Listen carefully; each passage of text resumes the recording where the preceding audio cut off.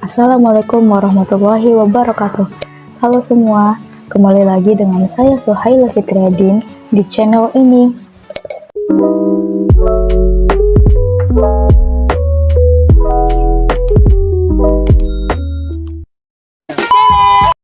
Di materi kali ini saya akan membahas tentang sosiologi sastra. Apa itu sosiologi sastra? Sosiologi sastra merupakan kajian ilmiah dan objektif mengenai manusia dalam masyarakat, mengenai lembaga dan proses sosial.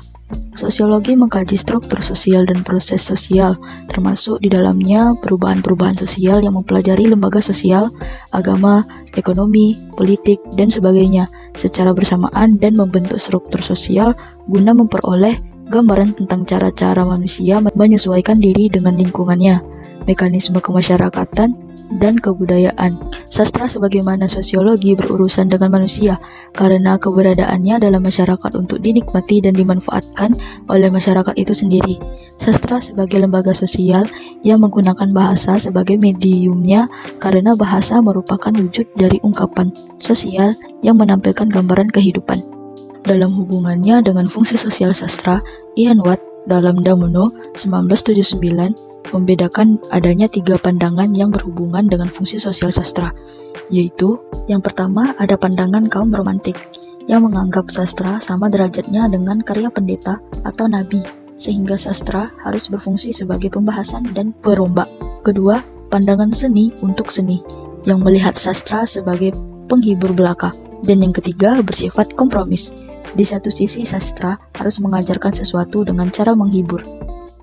Di materi kali ini, saya akan menganalisis dari film Alangkah Lucunya Negeri Ini. Alangkah Lucunya Negeri Ini merupakan film drama komedi satir Indonesia yang dirilis pada 15 April 2010, yang disutradarai oleh Deddy Mizwar. Film ini dibintangi oleh Reza Rahardian, Tika Bravani, Asrul Dahlan, dan Deddy Mizwar. Berikut adalah cuplikan filmnya. Rahman nganggur, dia bisa stres. Sian. Dia nggak nganggur, dia lagi berusaha. Beda. Ini karena pendidikan nggak penting. Penting dong. Enggak dong. Itu hasil pendidikan sih. Kalau lo nggak berpendidikan, lo nggak akan tahu bahwa pendidikan itu nggak penting. Makanya pendidikan itu penting.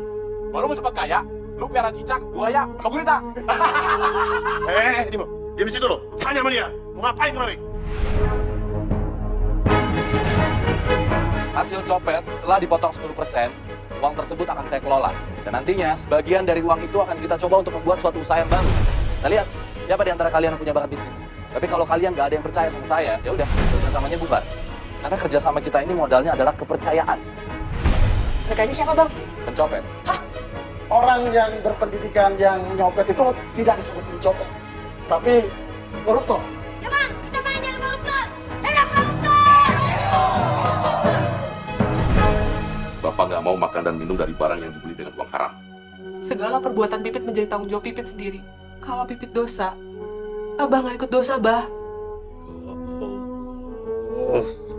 Tolong! Yang paling besar dosanya mereka yang korupsi, mereka yang ngabisin duit rakyat, yang biarin rakyatnya melarat, yang biarin rakyatnya jadi tukang copet.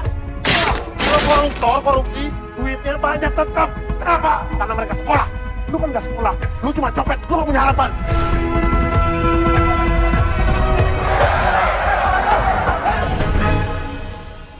Itu gedung DPR, tempat wakil rakyat. Wakil copet, ada nggak, Bang? Kisah ini berawal dari Muluk yang diperankan oleh Reza Rahardian, putra Pak Makbul, Deddy Mizwar, yang sudah hampir 2 tahun lulus dari S1, namun belum juga mendapatkan pekerjaan. Meskipun selalu gagal setiap kali melamar pekerjaan, Muluk tidak pernah berputus asa. Pertemuan dengan pencopet bernama Komet yang diperankan oleh Angga Putra tak disangka membuka peluang pekerja bagi Muluk. Film yang mengangkat potret kehidupan rakyat Indonesia ini berhasil masuk 13 nominasi Piala Citra 2010, termasuk di kategori film terbaik.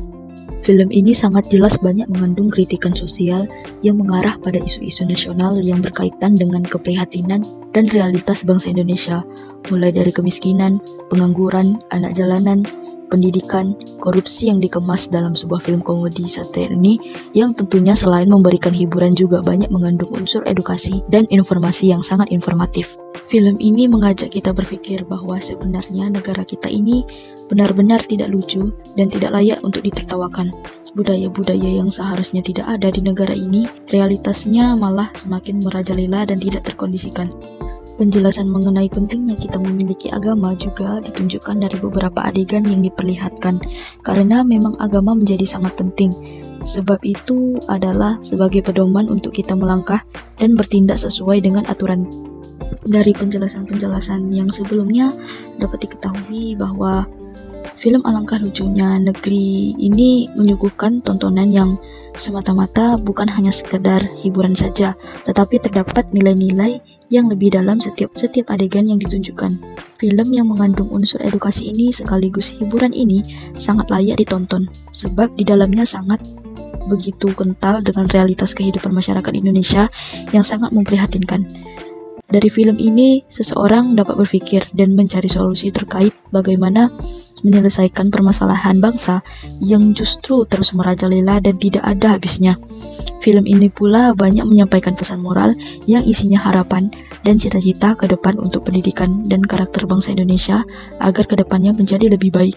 Pembahasan materi kali ini, sampai jumpa di video selanjutnya. Wassalamualaikum warahmatullahi wabarakatuh.